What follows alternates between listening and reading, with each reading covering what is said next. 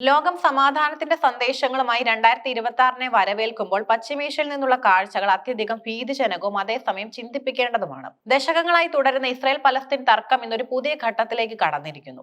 ഈ സംഘർഷത്തിന്റെ കേന്ദ്ര ബിന്ദുവായി നിൽക്കുന്ന ബെഞ്ചമിൻ നെതന്യാഹു എന്ന ഭരണാധികാരിയെ സംബന്ധിച്ചിടത്തോളം സമാധാനം എന്നത് കേവലം ഒരു രാഷ്ട്രീയ കച്ചവടം മാത്രമാണെന്ന ആരോപണം ഇന്ന് ലോകത്തിന്റെ വിവിധ കോണുകളിൽ നിന്നും ഉയരുന്നുണ്ട്. ആധുനിക ആയുധങ്ങളുടെയും വൻശക്തികളുടെ പിന്തുണയുടെയും ബലത്തിൽ ഒരു ജനതയെ അടിച്ചമർത്താൻ ശ്രമിക്കുന്ന നെതന്യാഹുവിനെതിരെ തരത്തിൽ ഉയരുന്ന ജനരോഷത്തിന്റെ ഏറ്റവും പുതിയ അടയാളമായിരുന്നു ഇസ്താംബൂളിലെ തെരുവുകളിൽ കണ്ടത്. തണുത്തുറഞ്ഞ ജനുവരിയിലെ പുലരിയിൽ തുർക്കിയുടെ തലസ്ഥാനമായ ഇസ്താംബൂളിലെ ഗലാറ്റ പാലം സാക്ഷി വഹിച്ചത് ലോക ചരിത്രത്തിലെ തന്നെ ഏറ്റവും വലിയ പലസ്തീൻ അനുകൂല റാലികളിൽ ഒന്നിനാണ്.